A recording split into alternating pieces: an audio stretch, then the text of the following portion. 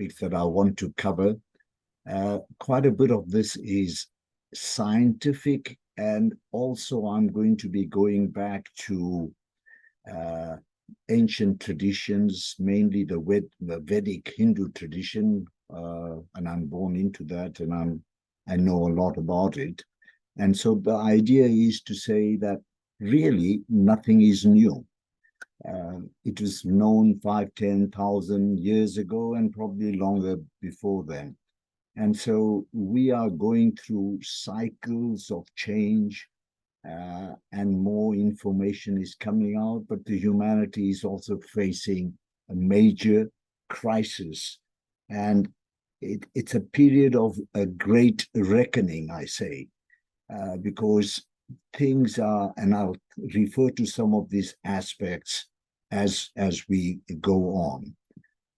So I'm going to start my presentation. That's me, and I'm a medically qualified person, but retired, and I did a lot of the stuff that I'll be talking about. And I hope I didn't do too badly, but that's life.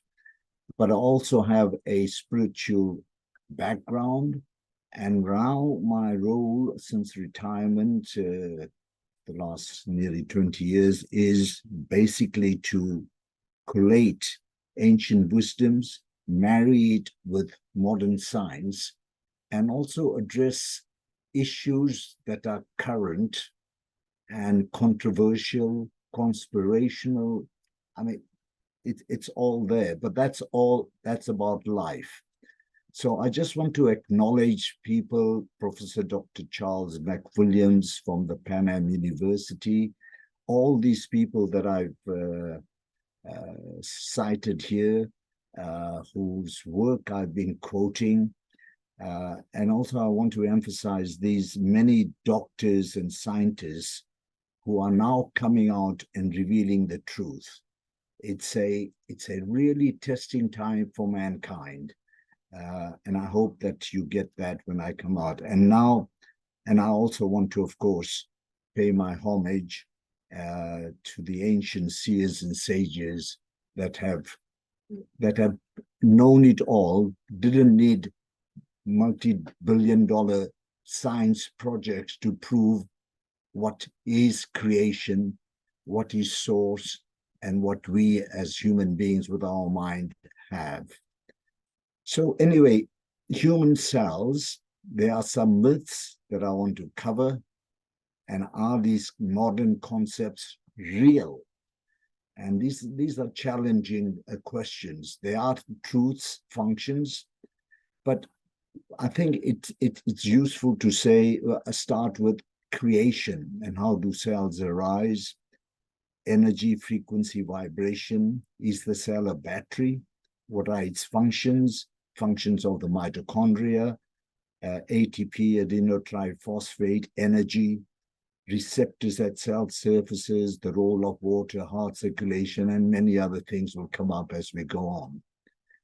So let's begin the journey. I've tried to highlight a few things by calling them bombshells.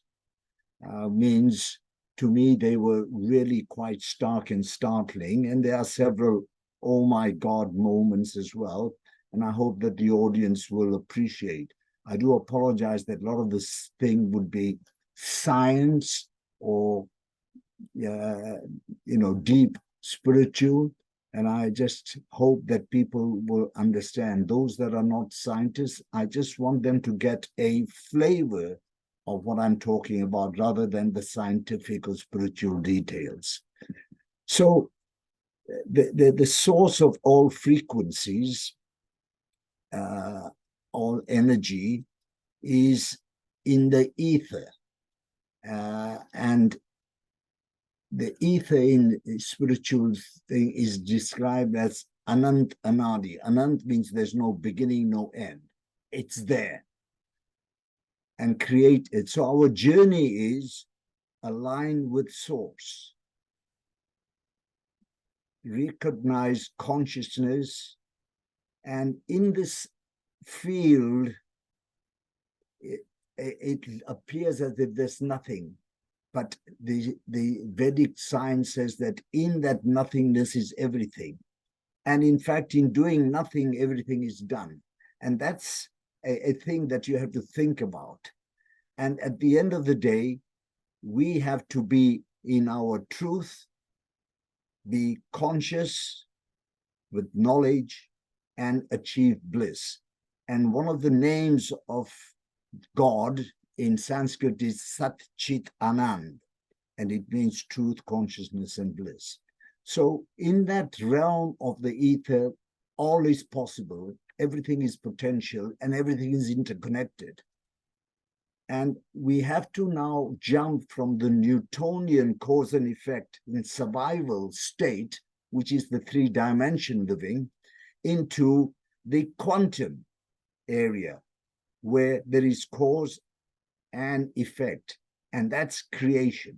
So yes, we have to survive, but we have to be beyond survival into the creation field. Now, this particular size looks at source, ether, anu. Anu is the most fundamental particle. I'll come back to that, and the toroidal field. And I acknowledge Dr. Charles McWilliams. And this is the sea of ether. It's called Akashic field. It's called what? There's so many different names. Now, the toroid, everything energy is toroidal, and this is the toroid here. It's a tornado-like funnel with input and output. So you have input at the top and output at the bottom. And it's constantly inhaling energy to itself, compacted into a nucleus central core called the Anu particle, the most fundamental. And in the physics of the ancient Vedic tradition, it is the most recognized as the most fundamental particle of creation from ether. And of course, scientists are looking for this, and you have new terms, new things coming up all the time. So here we have the toroid, the Anu particle there. And it's interesting that this particular, for instance, if this picture represents a hydrogen atom, then the core is H plus, with electrons whizzing around and can't be photographed. They appear and disappear constantly. And that gives rise to a longitudinal waveform, which is here, that gives rise to electromagnetic radiation and light, heat, microwave, radio waves, and all that, which we'll come back to. So that's the basis of how we create energy. And so the bombshell number one is that everything is toroidal. It's like an energy donut. That's it there. And the topics are many, but include that we live in an energy particle universe, condensed vortices called atoms that emit waves into ether. They are both longitudinal waves, which I've shown you in the previous slide, but all transverse too. And the whole universe breathes. The toroid breathes, it expands, inhales, we breathe. We inhale, we expand our chest. And that expansion releases energy as transferred waveform at the speed of light. And when it contracts, you release electrons. As inhale, exhale. We do that, plants do that. The astral body, to etheric, to mental, to gravity or physical, is the gradation. I'll come back to that. And the other aspect that is important is that all issues come from past lives and current ones, especially the first 6 to 8 years of life. And in tradition, Hindu tradition, it's called karma and reincarnation. It was prevalent in all religious textbooks, but it was removed, for instance, from the Bible and so forth. So how does ether manifest in matter? That's the ethrophysical. It's based on frequency. Now, the physical reality is that we are 0.0001% solid and 99.999% frequency, void, nothing. It's that which is in a vacuum space, is what defines what a solid looks like. So it's a frequency, and I'll come back to that. And the body's energy system is profound, and it's now called human biofield.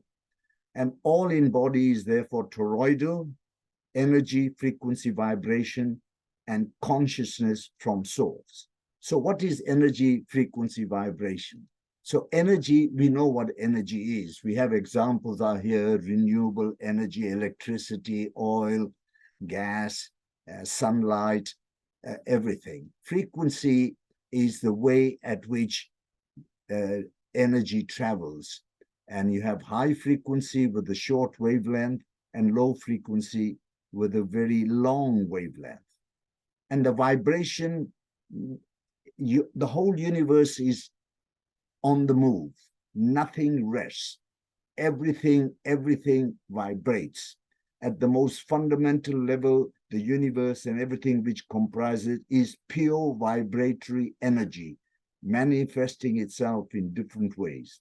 The universe has no solidity as such. Matter is merely energy in a state of vibration.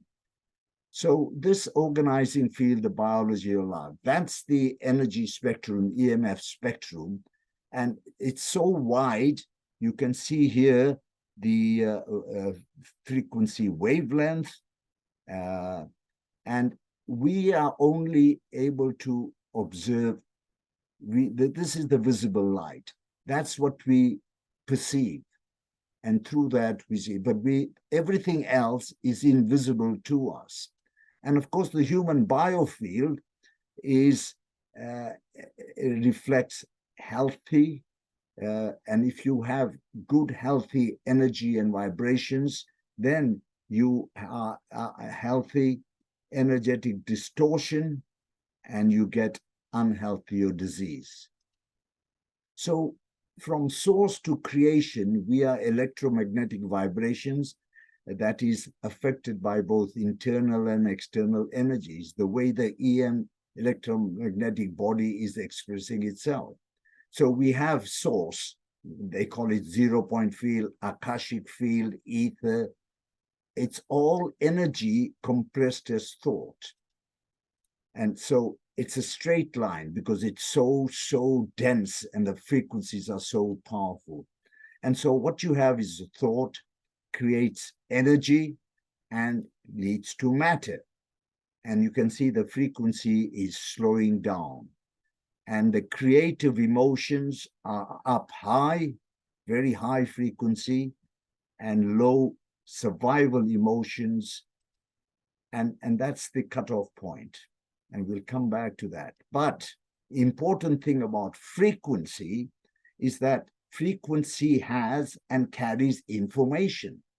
So if I'm speaking to you and I have, the intent, and my intent today is that I make a topic subject easily explicable and clarity, and it's out in the metrics for everybody to enjoy.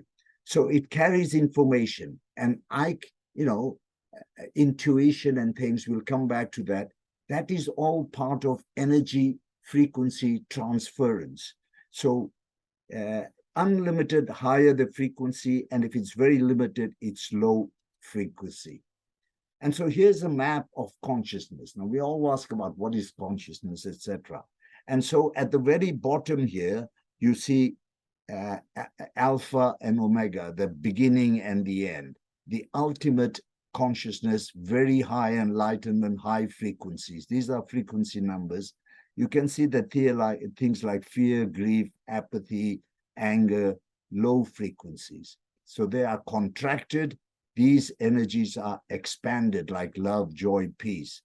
So these low frequencies, low wavelength, is something that we have to move away from to the higher realms.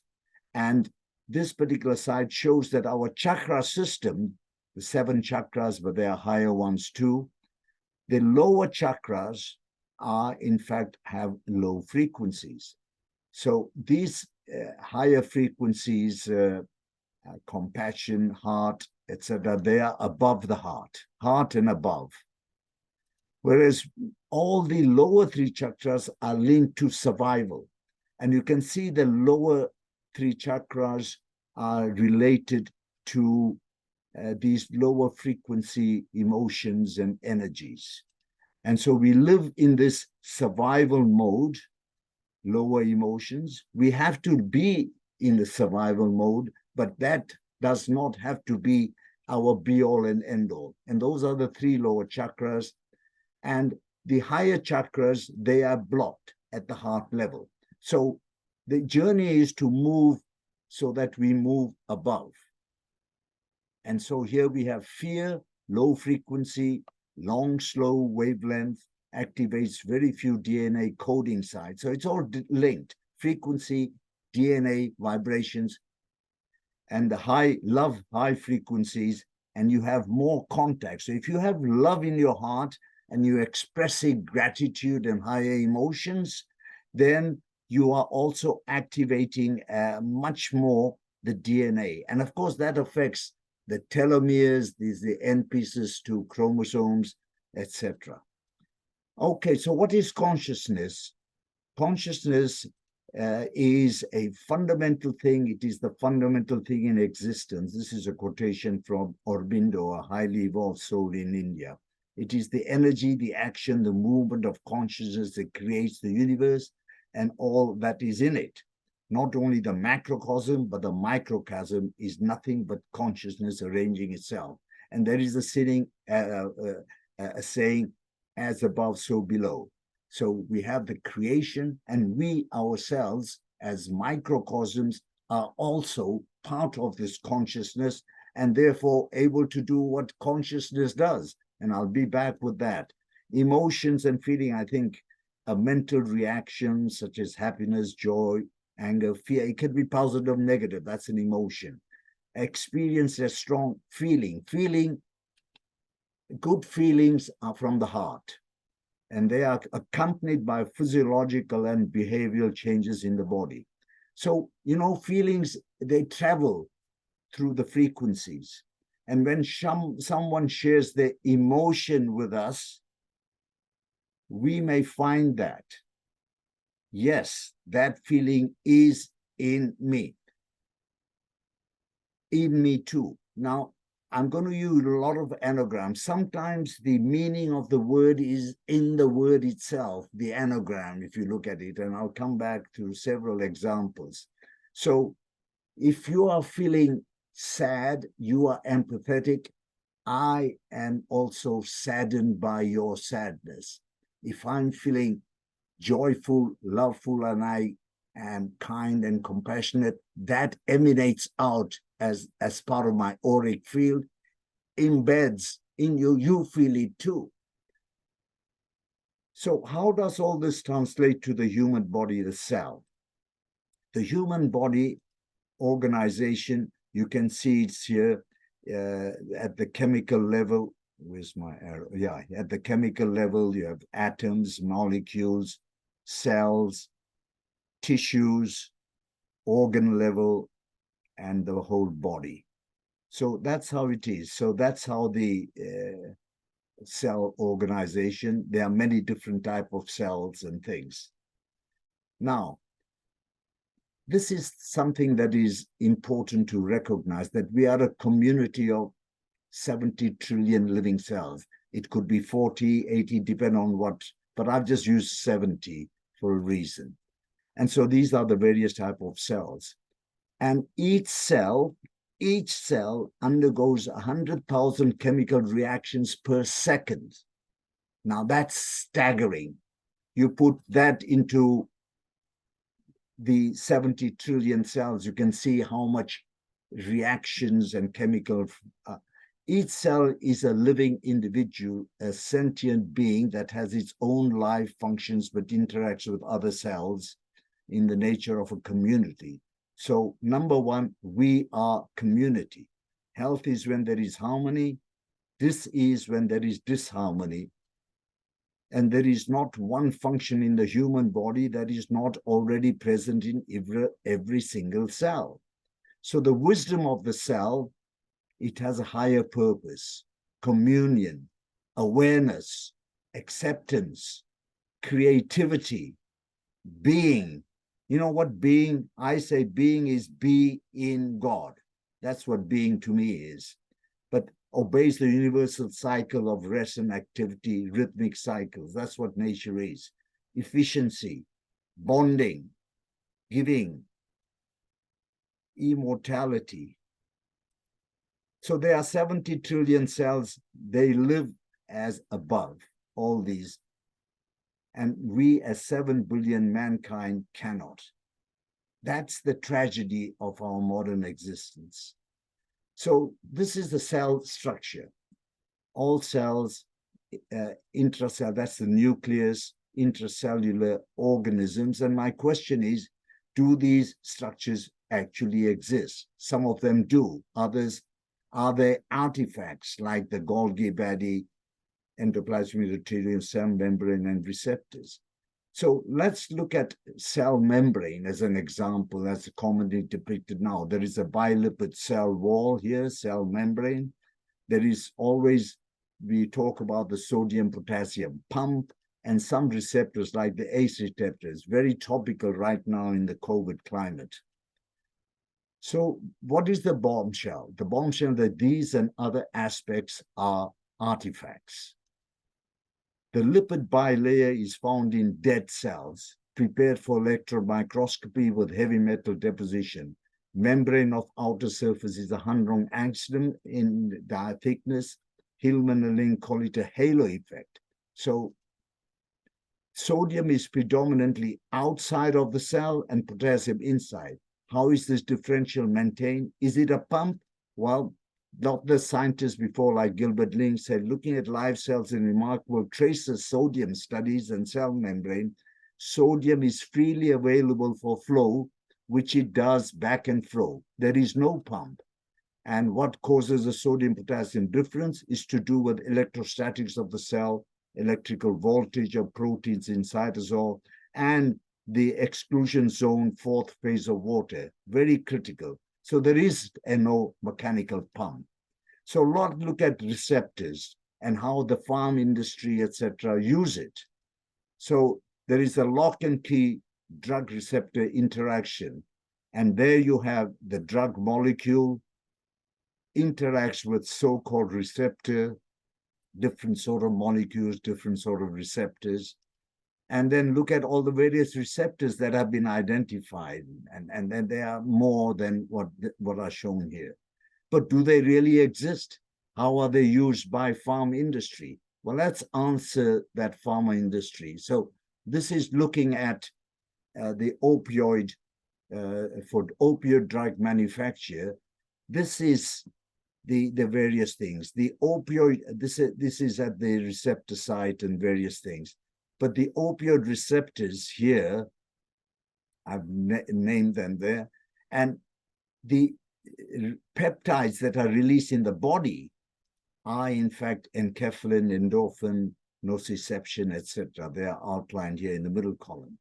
But the drugs that they manufacture, they manufacture fentanyl, subfentanyl, fentosicin, so forth, etc., etc. Now, these are made and they are sold on the market. They are also have patents to them, and so it goes on, and make money. They have lots of side effects. These endogenous opioids that we produce as in the body do not have. They are natural. And the last 3 to 4 years, things have got even more complex. And I don't want to go down the rabbit hole of the COVID crisis, etc. But you can see that this slide summarizes all the big issues, the major US government agencies, CIA, FBI, CDC, WEF, United Nations, they are all working as a syndicate. It's a planned, deliberate agenda. The vaccine companies are the suppliers. This is what Dr. Peter McCulloch says. And the use of technologies in the current crisis over the last 4 years have released so much more information about how these crooked people have used these techniques and technologies to impregnate us with horrible things, like snake venom used in COVID and vax. It's not a virus, it's a bioweapon, and our whole body is weaponized. That's what's happening. Embedding venoms into plasmids, CRISP gene drive technology, graphene oxide, promoter region changes, for instance, in E. coli and yeast, nanoparticles, hydrogels, microplastics, etc., etc. You know, it's a daunting time that we face at the moment. Now, you may have come across some of these. If you haven't, please do your own research. So what is the evidence that cell structures may be erroneous?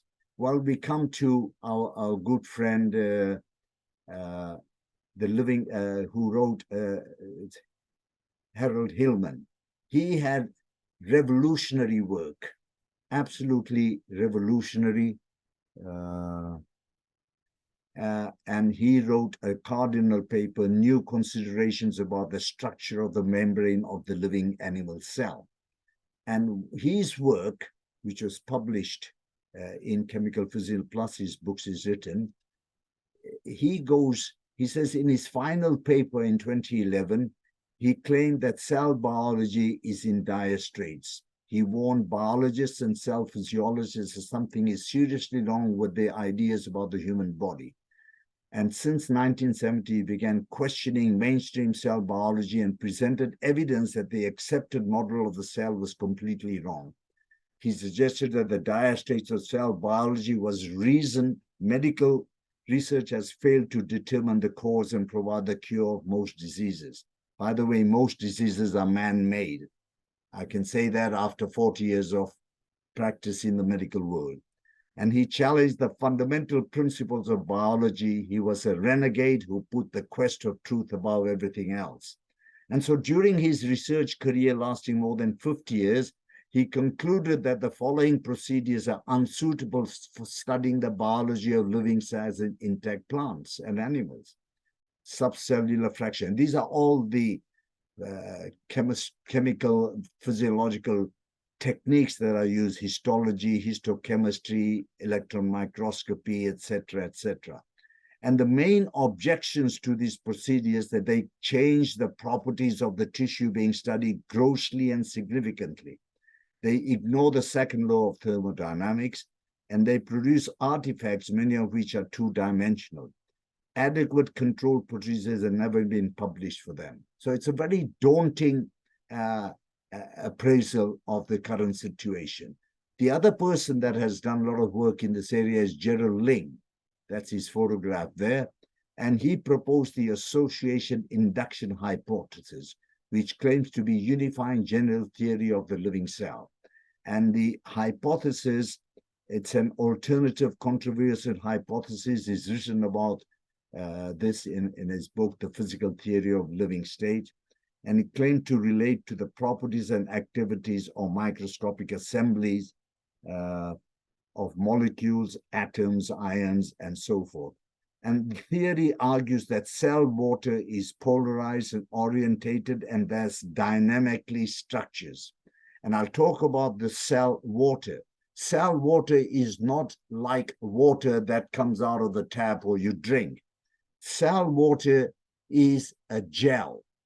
So if you take a piece of muscle and squeeze it, you don't get 70% of it squeezed out, which is the proportion of water in our body. You get nothing, just blood drips and things. So it's in a different form, which Pollack calls the fourth stage of water, and we'll come back to that. So Gilbert Link's associating the hypothesis, he says that the sodium ion is predominantly extracellular and K is intracellular. And there are two theories, the membrane pump and association induction. So he says that each water molecule, which is 2 hydrogen atoms and 1 oxygen one, are arranged such that one end is positively charged and the other end is negatively charged. It's a dipolar molecule. These interact with neighboring water molecules. The proximity also shifts the electron distribution, and an induced dipole moment is created in both by mutual electrical polarization. He calls that induction. And this induction is also present among all the interacting protein, water, small molecules assembly that make up the living cell. It makes them functional, coherent, and discrete cooperative assemblies. They can be resting or active by certain on-off actions of certain small molecules called cardinal adsorptions. And what are these cardinal adsorptions? The cardinal absorbed par excellence is ATP, adenosine triphosphate, which is regarded as the major energy source. But ATP is still thought of as a molecule that contains a great deal of energy in the phosphate bond. Ling says, no, it does not, and other scientists as well. It has a great affinity for proteins. That is its key role in maintaining the resting state and shifting between alternative state, resting and active. The membrane theory presupposes there is free water in the cell cytosol. This is not so. As I said, this jello form in cells is an interaction between water and protein. That's how you get gelatin that people eat, the jello. Jelly. The protein moieties are negatively charged, and carbonyl oxygen CO positively charged minor groups, both of which have a great affinity for water and also are able to interact with layers of water. All water in the human is a state of polarized multi-layers. Now, transition into a dead state, for instance, a biopsy EM preparation is dead tissue. Here, water and ions are liberated and exist at free water and ions. In the living state, all the major components exist in a high energy, low entropy state. So cells are not in a water bag, as they call it. How do they hold proteins alive? Ling says that it's ATP and it's an entropy effect with discharge of thermal energy. And entropy is, it's a closed thermodynamic system that Hillman was referring to, a quantitative measure of the amount of thermal energy not available for work. It's wasted. You have to move away from entropy to be alive and well. The more entropy you have, the worse you are. So the next bombshell is muscle contraction. We all think that we need ATP to contract muscles, you know, big hefty things in the gym. The role of when muscles go into exertion and contract, they do not consume any ATP as compared to resting stage. ATP has nothing to do with muscle contraction. We're adding up all the values of a triphosphate bond. It has no electrons to donate to the volume and electron activity in the cytosol. It's all about electron movement. That's what the energy is. So the next question is, where do these required electrons come from? And they come from oxidation of sugars. What ATP does is releases heat by tagging onto the tail end of proteins, which causes an unfolding of the proteins and open up this enzyme activity. These keeps the protein in an active state. It's reverse of the resting state. And it also as a coolant by formation of water. So it's heating and cooling. That's the thing. And it does that by formation of water. It's a refrigerant to the cell system. It's not creating an electron system or cascade. Electrons are coming from the combustion of sugars, which exhibit photochemical luminescence. And this term, photochemical luminescence, is what we use to do PET scans and MRIs and things. It's entropy to tag on protein, transfer and generate heat, and a coolant as it becomes ADP and becomes a mop-up of hydrogen to regenerate ATP. It's a recirculating coolant. It's not electron bonds. That's not the cause, but the effect. So a fresh look at cell voltage. This is my depiction of this is a cell with a nucleus. The nucleus is positively charged, and the cytosol out here is negatively charged, takes up alkaline stain. And this is the cell membrane. So that's the positive charge, that's the negative charge, and creates a voltage, combustion, oxidation. Sodium is outside predominantly, potassium ion is mainly inside. So where do electrons come from to create this in the cell? Is it ATP? And the bombshell there is that it comes from, it's stored and comes from porphyrin-based molecules which act as storage of this energy. Hemoglobin, myoglobin, glia of the brain, myelin sheath, melanin. It gains electrons from sunlight, photons. So it's photonic energy, which at level of protoporphyrins are induced into electrons. We are light beings, as we can convert this through porphyrin-based proteins, does not require ATP. And since Gorgi expounded this, there needs to be a source where this energy can be stored, and it's porphyrin-based additive. Proteins do not have to move to transport energy. And for ATP to be active, needs bonding to magnesium, an important element. So Serge Gorgi, Nobel Prize and studies of muscle contraction, went on to study muscle contraction, identified actin, myosin, and so forth. We need to adapt to quantum philosophy. So these are the porphyrin brains protein, a protoporphyrin ring with a metal, there's glial cells, neuroglia, myoglobin. And of course, if you have the protoporphyrin ring, you insert a metal. Chlorophyll is with magnesium, hemocyanin, the crustaceans, has copper, and cobalamin, B12, has cobalt. And hemoglobin, heme, has iron in it. And that's what is the, so this means implied that the body is electric. An electric body needs to feel it, experience it, become it, body electric, part of the electric universe. It's within you and all around you. In the nothingness is this electric quantum phenomena, infinite pattern within patterns, and we are all embedded in it. And you can see that each energy cell has equivalent of, I can't read, this is covering my,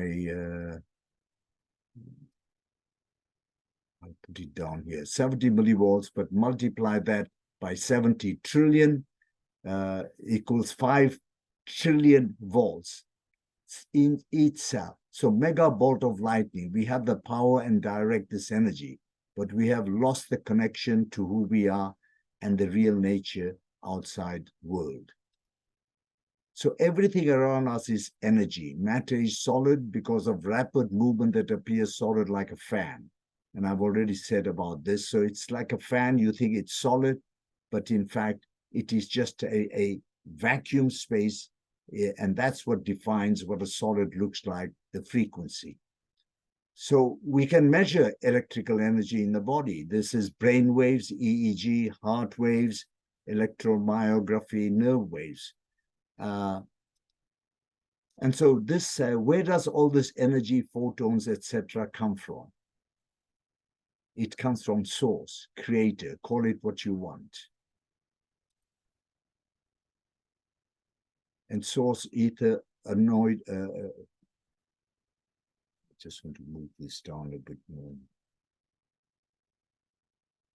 No, I can't. Okay, so you can call this energy source, God, whatever you want to call it. There's so many different names. And the thing is that this is a depiction of the toroid field. And basically, with our finite minds, we are trying to conceptualize something that is infinite. It's very difficult. So you give it different terms, depend on your traditions. And Max Planck said that there is no matter as such. We create and perceive our world simultaneously. That is what leaves the body when we die. We are infinite consciousness, best known as nothing. So source to matter download, that's what it is. Where is this in the body? Now, this is my understanding and depiction. This is the heart. It has a conduction system.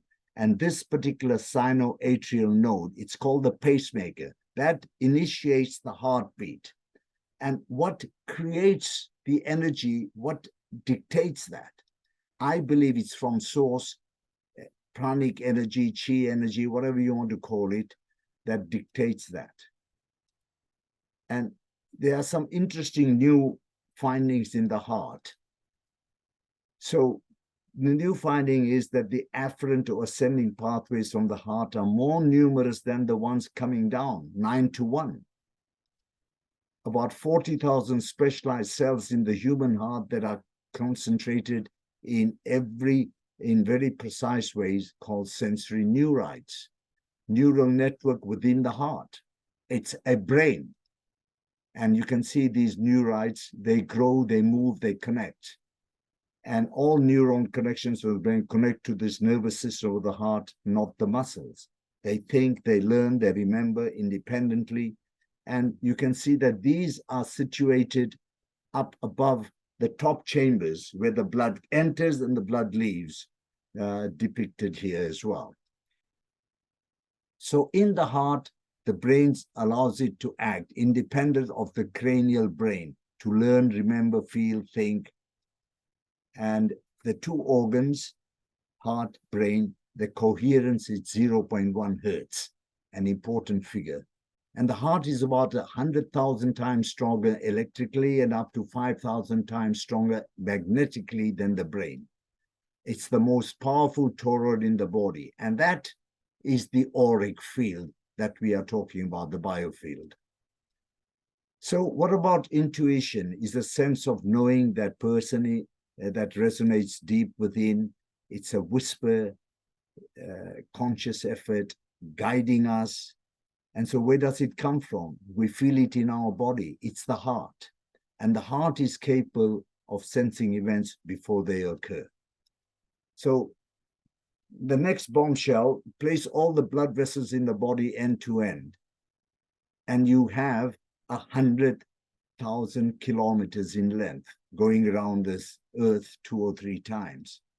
But it's not possible for a heart weighing about 300 grams to pump blood all around this blood circuit. So the heart cannot be entirely the pump that pumps everything around. So water, it's been well recognized since ancient times, water is a healing substance. And Gerald Pollack shows in his book, this book here, The Fourth Phase of Water, that water situated near surfaces differs from bulk water. He calls it exclusion zone water. And in the body, water does not exist as water, but now increasingly recognized as the fourth phase gel-like matrix, more viscous. Intercellular, this is the form and dictates energy, voltage, and movement. So Tom Cowan did some great work, and his book, Human Heart, Cosmic Heart, is really important. And he says that at any time you place a hydrophilic surface that is having a strong affinity for water, like gelatin, in water, a zone of structured water will form, easy water. Pollack calls it easy water. It's out here. And it's an exclusion zone because it excludes toxins, solutes. Now, water lining the inside of a tube, you get a photon shell, like easy water and a proton shell. And of course, if you have water or whatever flowing through it, you get protonated water. So the blood vessel is similar, a hydrophilic tube with structured blood and plasma within. So when structured water forms, it forms in tubes separated with negative and positive protons, and it forms a propulsion and a repulsion, and that's what flow results. This is the same phenomenon that creates flow from roots to heaven, to the tall reeds. So the heart is not a pump, and circulation is maintained by the same philosophy as the charge potential at cell membrane. He explained that circulation is maintained by blood vessels through the process of surface tension and formation of structured water. And the blood vessel is a tube with a layer of structured water lining the inside of the tube that makes these surfaces charged. The water in the body is all structured. And because there is a separation of charges, the bulk water moves and will move and create circulation. And this is especially important at the capillary level where only one cell goes through. And I'll come back to that. Now, water as an electron donor. Water is the ultimate donor. all proteins wrapped in water. ATP hits the tail end of the proteins. It's a dipole. Brain and nerve tissues, myelin wrapper that transport, and the heart, sinus, node, I've mentioned that. And what about structured water, the fourth phase of water? Let's just wrap that up from Gerald Pollack's work and his book here, Fourth Phase of Water, very important read. Pollack's experience with Sir Andrew Huxley, who was doing the muscle theory and contraction, while finishing his PhD at Penn University, there arrived a Japanese student, Tasuo Iwazumi, challenged Pollack on heart as a pump. He said, Huxley's theory of muscle contraction intrinsically is unstable. If it really worked that way, then it would fly apart during its first contraction. Now, if you know the heart, the aorta comes out, it's an arch. If you had that degree of power that the heart is needed to pump, the aorta would not exist, it would just fly open. And that does not happen. So Pollack said Iwazami's argument was clear, logical, perseverant, set off a cascade of experiment and extended the work already done by Ling and Albert Zend-Gourmet. Structured water, Pollack and Gilbert Ling disagreed initially, but they came to terms, recognized each other's work. Structured water is an exclusion zone. It also has a different pH to bulk water. And intercellular, this is the form that dictates such thing as energy and voltage. So what about mitochondria, their origin and function? That's the mitochondria there. Originally, the origin, they were anaerobic bacteria survived on CO2 and methane billion years ago. The arrival of this new source, oxygen, led to a change in the way organisms respire as well. And the protobacteria that managed to use the oxygen would have gained a major energy boost. So some of these oxygen-causing bacteria was swallowed up by larger cells who then used them as specialized intracellular breathing compartments. These bacteria became mitochondria. So this is from like creation to form intracellular compartments. So that's the cell.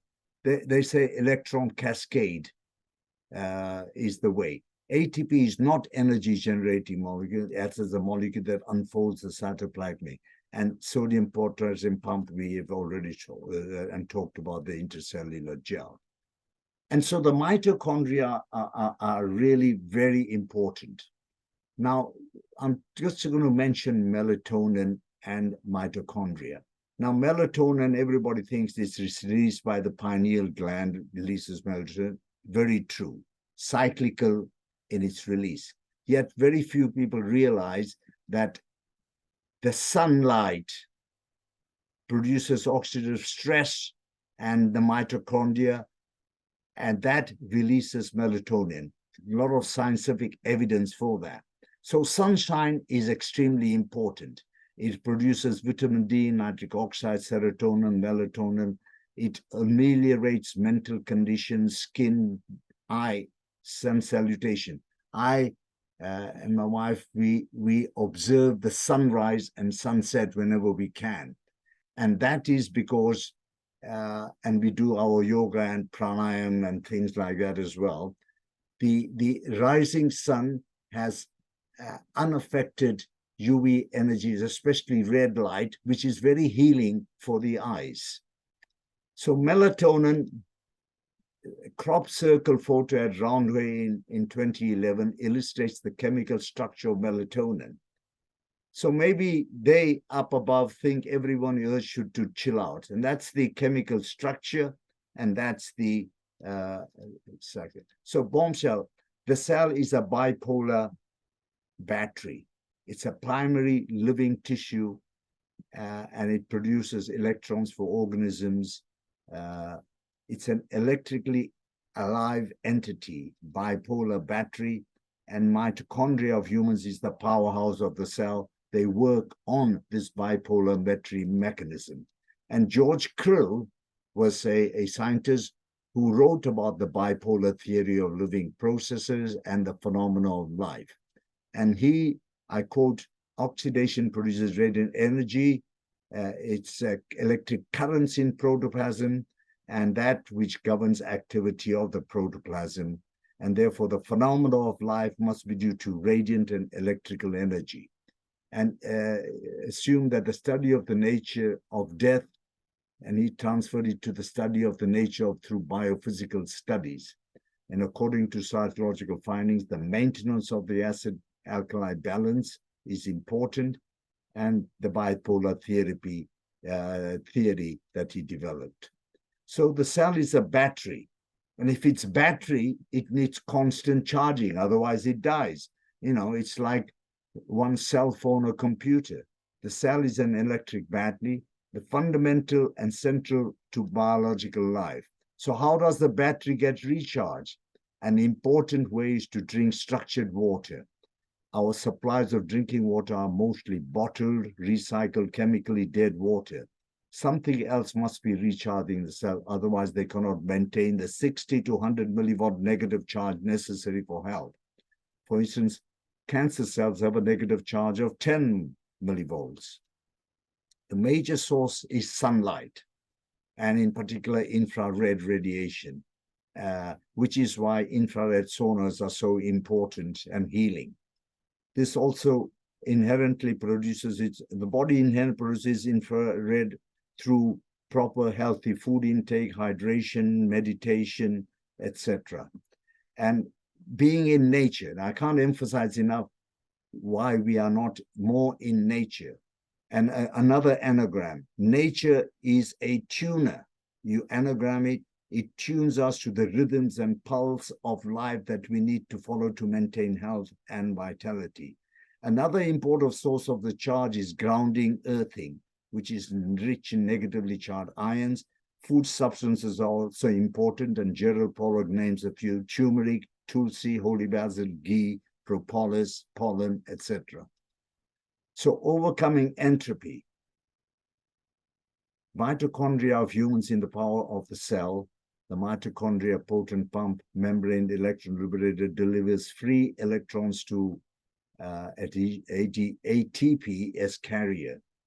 The distributed electrons tag, wiggle, and oscillate bodily enzyme to drive biochemical reactions, water molecules, wrappers, the bodily fuel, foodstuffs, carbon bonded, infrared heat, and water.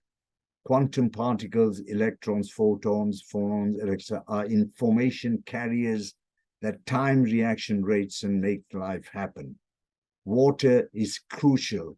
Water offsets entropy and chaos. That's why we need good water. We need plenty of it to really both intracellular and extracellular water.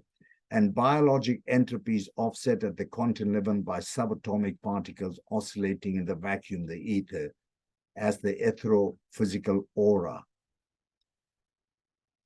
Right. So cells are a highly organized community. And the EMF pioneer William Ross 80 said cells maintain their organized society by whispering together in a faint and private language. The whispers travel as chemical, electromagnetic, electronic, photonic, thermal, and phonic sound. I'll come back to that messages.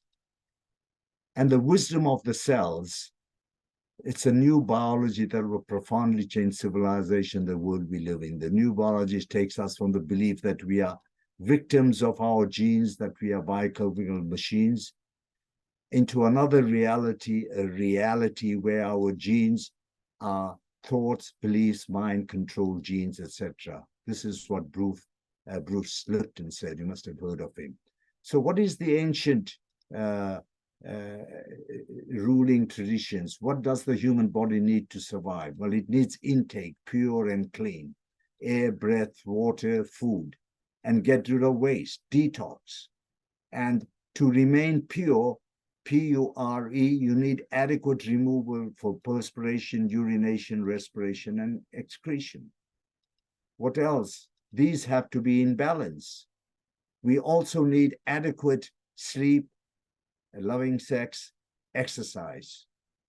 And to deal with the mental exercise for the mind, we need relaxation, meditation, breathing, pranayama, grounding.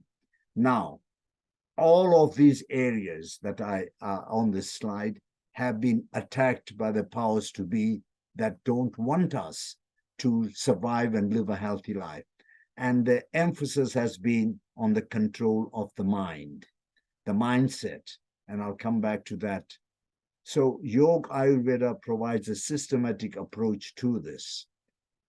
So afflictions of the modern human being, internal, we look at all these aspects that Bruce Lipton says are the internal aspects that deal with the epigenetics, internal ones, stress, fear, anxiety, and being cut off from nature. We live in concrete jungles. And externally, well, we are bombarded with air pollutants, chemtrails, EMF, TV, smart meters, water, mostly polluted. Water, nowadays in tap water, has got thousands of chemicals and radiations. VOCs, endocrine disruptors, processed foods, pesticides, glyphosate, MSG, GMO drugs, carbon pharmaceuticals, etc. But in the last 3-4 years, we have been confronted with even more.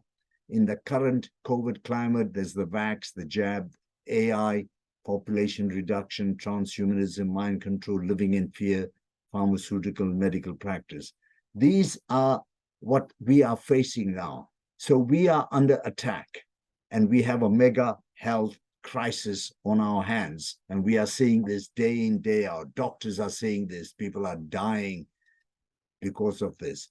So Bruce Lipton says that we are on autopilot. We are basically running on autopilot, and we spend 95% of our time living our life according to subconscious programming, which we acquired in a large part in the first 7 years of our life. But there is also the karmic aspect that I mentioned. And these get embedded in our body and cells, this subconscious programming. That's why they say our issues are in our tissues. We're basically running on autopilot, and whatever is going wrong in your life is partly due to this programming. So what to do? What are we going to do about it? Realize you are a being of light. Key. It's up to you. Unlearn much of we have been taught, and part of this lecture has been to say, well, question what you've been taught for all the decades of your life and what you've been taught and fed since life. Take back your power. Now, when I was in medicine, and when I retired, I coined a new syndrome, do it to me syndrome, DITME. And that means you giving your power away in all walks of life, especially health related, more in nature and back to nature. Recognize that the body heals itself and get out of the way. We are in control of our destiny. Focus more on who we are. Just be and trust yourself. It's a spiritual journey. We cannot afford to be cut off from the divine. Total faith in Source and Almighty, live consciously. And there are many ways: prayer, meditation, words, mantras, etc. And so finally, I come to the mantras. They say it all. And these are ancient words to rewire our brains. The word mantra is based on the Sanskrit language root mind and tri-liberation device. In Hindu and Buddhist usage, it has become to mean spiritual sign formula, and is how to use your mind to control the mind. Sounds actually change your cells and many vitally important healing functions of the body. Sound, word came before light. The Lord said, let there be light. By harnessing the vibration frequency of sounds, you can effectively address all these things that affect our health. Your voice holds the secrets in your vocal and vocal cords, throat chakra. Vibration in the voice determines a distinct math matrix that produces a biomarker. And when you are doing this, the meditation, you have to set an intention, positive intention, and do it with awareness and attention. Because where you put your awareness and attention is where your energy goes. And so if I'm lecturing, my intention is to exchange the information for betterment of mankind, and I'm aware and anxious and conscious of what I do. So what about the Om? Om is primordial sound. It's spelled A-U-M, O-M, or the symbol Om. It's the unity at the brow center where all the pairs of opposites duality are resolved. And this is the picture of the Om, the chakras. Om is there, depicted there. Now we have three cavities: abdominal, thoracic, brain cavity.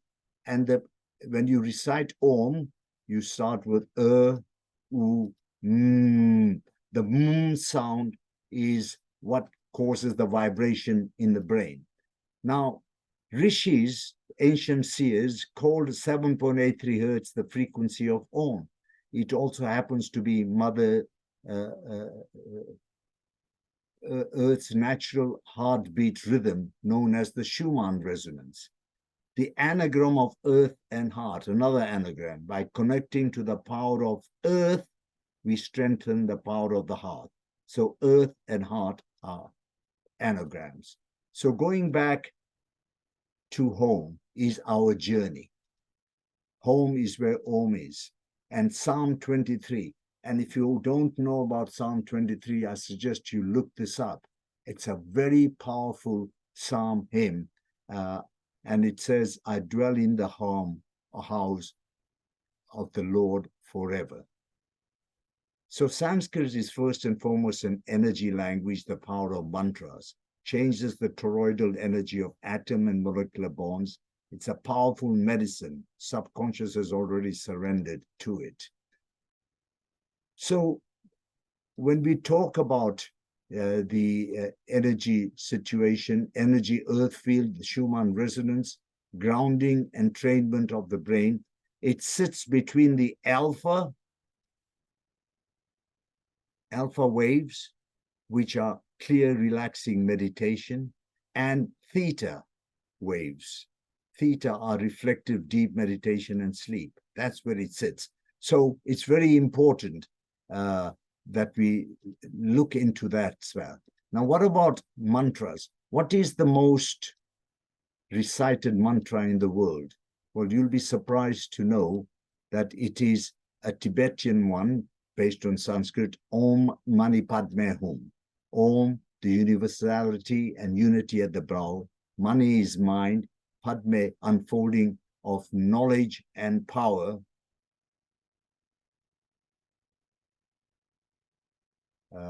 In the physical chakras, opening of the heart. Hum, integration of heart and mind. So there it is, heart and mind. It's only 18 inches between them. And it depicts the jewel of the mind has reached the heart's lotus. So these techniques, meditation, breathing, grounding, etc., lead to improved heart-brain coherence, your aura, and healing. And as an example, I'll just look at the heart rate. And your heart rate variability. It's not absolutely regular. The time varies between heartbeats, and heart rate has great significance in our day-to-day, linked with brain, autonomic nervous system, stress, emotions, etc., etc. As you age, there is less HRV. And there is a connection. Incoherence leads to brain dysfunction. Coherence facilitates brain function. So here it is. If you have love, joy, higher emotions, it activates the parasympathetic nervous system. You have coherence, creation.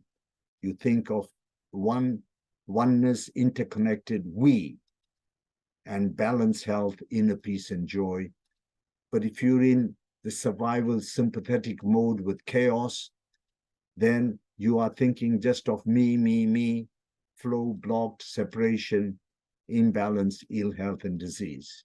And it's only 18 inches. That's the journey we have, 18 inches from the heart to the brain. So this particular mantra, and I'm coming to an end now, Dani, what is it?